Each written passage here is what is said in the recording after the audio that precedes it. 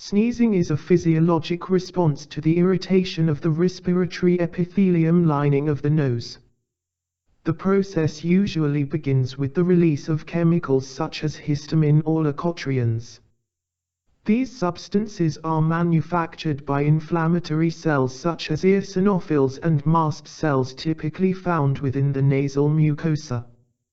Chemical release is caused by viral respiratory infections, filtered particles, substances that trigger allergic reactions, or physical irritants such as smoke, pollution, perfumes and cold air.